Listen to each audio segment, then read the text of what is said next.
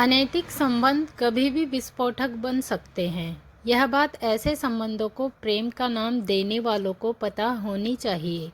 रेखा और वीरेंद्र के साथ भी यही हुआ। नतीजा, एक को मौत मिली और दूसरे को जेल। रेखा ने वीरेंद्र को प्यार से समझाते हुए कहा था, देखो वीरेंद्र, बात को समझने की कोशिश करो। जो तुम कह रहे हो वह संभव नहीं है। मेरा अपना एक घर संसार है, पति है, 2 बच्चे हैं, अच्छी खासी गृहस्थी है हमारी। और तुम कहते हो मैं सब कुछ छोड़ छाड़ कर तुम्हारे साथ भाग चलूं। नहीं, ऐसा नहीं हो सकता। हम दोनों एक अच्छे दोस्त हैं और हमेशा दोस्त ही रहेंगे। हमारे बीच जो रिश्ता है, जो संबंध है, वह हमेशा बना रहेगा। हाँ, एक बात का वादा मैं करती हूँ कि जो रिश्ता हम दोनों के बीच है उसे तोड़ने में मैं पहल नहीं करूँगी। तुम मेरी बात समझने की कोशिश नहीं कर रही हो। वीरेंद्र हताश सा बोला। मैं सब समझ रही हूँ वीरेंद्र, मैं कोई दूध पीती बच्ची नहीं हूँ। तुम चाहते हो मैं अपने पति को, अपने बच्चों को हमेशा के लिए छोड़कर तुम्हारे साथ चली जाऊँ। यह मुझे मंजूर नहीं है। तुम मेरी बात सुनोगी भी या नहीं? तुम अच्छी तरह जानती हो कि मैं तुम्हें कितना प्यार करता हूँ। तुम्हारे बिना एक पल रहने की कल्पना भी नहीं कर सकता। इसलिए कह रहा हूँ कि पति और बच्चों का मोह त्याग कर मेरे साथ चलो। हम अपनी एक नई दुनिया बसाएंगे जहाँ सिर्फ मैं रहूँगा और तुम होगी। रहा सवाल बच्चों का, तो हम दोनों के और बच्चे पैदा हो जाएंगे। तुम नहीं जानती, तुम मेरी कल्पना हो। तुम्हें पाना ही मेरा एकमात्र सपना है। वाह वीरेंद्र बाबू, वाह। रेखा ने वीरेंद्र का मजाक उड़ाते हुए कहा, तुम्हारे सपने और कल्पनाओं को पूरा करने के लिए मैं अपने परिवार की बलि चढ़ा दूं? ऐसा हरगिज नहीं होगा। अच्छी तरह सोच लो रेखा रानी, मैं तुम्हें बदनाम और बर्बाद कर दूंगा। अपनी बात मानते न देख वीरेंद्र ने रेखा को धमकी दी। बदनाम करने की धमकी किसे दे रहे हो? रेखा भी गुस्से में आ गई। बर्बाद तो मैं उसी दिन हो गई थी जिस दिन मैंने अपने सीधे साधे पति को धोखा देकर तुम्हारे साथ संबंध बनाए थे। रहा बदनामी का सवाल, तो तुम्हारे साथ संबंधों को लेकर पूरा मोहल्ला मुझ पर थूकता है।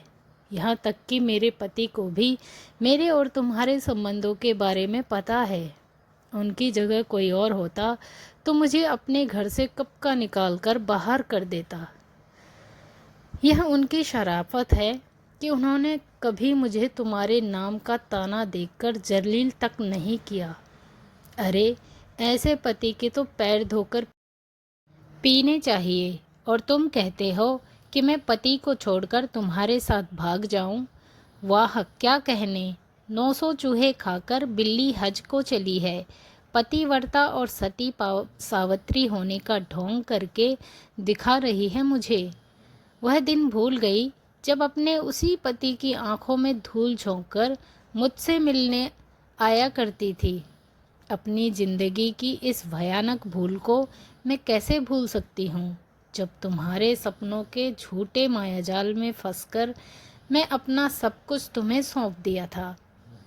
आज मैं अपनी उसी गलती की सजा भुगत रही हूँ। कहते हुए एकाएक रेखा क्रोध से भड़क उठी और उसने गुस्से में वीरेंद्र से कहा, जाओ, निकल जाओ मेरे घर से। अपनी मनहूस शक्ल दोबारा मत दिखाना मुझे। तुम्हें जो कहना है, तुम्हें जो करना है कर लेना। अब दफ़ा हो जाओ। लोकेश साधारण शक्ल सूरत का सीधा साधा युवक था, जबकि रेखा खूबसूरत थी। रेखा जैसी खूबसूरत पत्नी पाकर लोकेश अपने आप को बड़ा भाग्यशाली समझता था। वह रेखा से बहुत प्यार करता था और रेखा भी उसे बहुत प्यार करने लगी थी। कुल मिलाकर पति पत्नी दोनों एक दूसरे से संतुष्ट थे। वक्त के साथ लोकेश और रेखा अब तक 2 बच्चों, 10 वर्षीय रवि और 7 वर्षीय कनक के माता पिता बन गए थे। लोकेश के माता पिता के पास थोड़ी सी खेती थी, जिससे घर खर्च भी बड़ी मुश्किल से चल पाता था। इसलिए 7 साल पहले लोकेश काम की तलाश में लुधियाना चला आया था, अपने पैर जमाने। शुरू में वह छोटी मोटी नौकरियां करता रहा, साथ ही किसी अच्छे काम की तलाश में था। आखिर उसे कंपनी में नौकरी मिल गई थी। वेतन भी अच्छा था और अन्य सुख सुविधाएं भी थी। नौकरी लगने के बाद लोकेश ने रहने के लिए किराए पर कमरा ले लिया और गांव से अपनी पत्नी रेखा और बच्चों को भी लुधियाना ले आया। लुधियाना आने के बाद लोकेश ने अपने दोनों बच्चों को सरकारी स्कूल में दाखिला करवा दिया था। पति पत्नी दोनों मज़े में रहने लगे थे कि अचानक एक दिन वीरेंद्र सिंह उर्फ चाचा की नज़र रेखा पर पड़ी। वीरेंद्र भी उसी गली नंबर 1 में लोकेश के घर के सामने ही रहता था। वीरेंद्र की कामयाब चाल शातिर वीरेंद्र की नज़र जब खूबसूरत रेखा पर पड़ी तो वह उसे पाने के लिए छटपटाने लगा। उसने रेखा को भी देखा था और उसके पति लोकेश को भी। साधारण शक्ल सूरत वाले लोकेश की इतनी खूबसूरत बीवी देख वीरेंद्र के कलेजे पर सांप लौटने लगा था। वह हर हाल में रेखा से संबंध बनाना चाहता था। इसके लिए 2-4 बार उसने रेखा को छेड़ने की कोशिश भी की थी, पर रेखा ने उसे घास नहीं डाली। तो शातिर दिमाग वीरेंद्र ने रेखा के निकट आने का एक दूसरा रास्ता अपनाया। उसने रेखा के पति लोकेश के साथ दोस्ती कर ली और दोस्ती की आड़ लेकर वह लोकेश के घर आने जाने लगा। जबकि दूसरी ओर वीरेंद्र के नापाक इरादों से अनजान भोला भाला लोकेश उसे अपना हितैषी समझ रहा था। रेखा को अपने जाल में फंसाने के लिए उसने लोकेश और उसके बीच ऐसी दरार पैदा की कि घर में अक्सर झगड़ा रहने लगा। लोकेश की अधिकांश नाइट ड्यूटी होती थी, जिसका वीरेंद्र ने जमकर फायदा उठाया। शातिर वीरेंद्र ने रेखा को अपने प्रेम जाल में फंसाकर उसके साथ अवैध संबंध बना लिए। दोनों के बीच बने अवैध संबंधों ने उस समय गंभीर मोड़ ले लिया जब वीरेंद्र ने रेखा पर पति व बच्चों को छोड़कर साथ भागने का दबाव बनाना शुरू किया। उसकी बात सुनकर रेखा को अपनी गलती का एहसास हुआ कि उसने अपने पति और बच्चों को धोखा देकर अच्छा नहीं किया। लेकिन अब क्या हो सकता था? अब तो वह शैतान के जाल में फंस चुकी थी।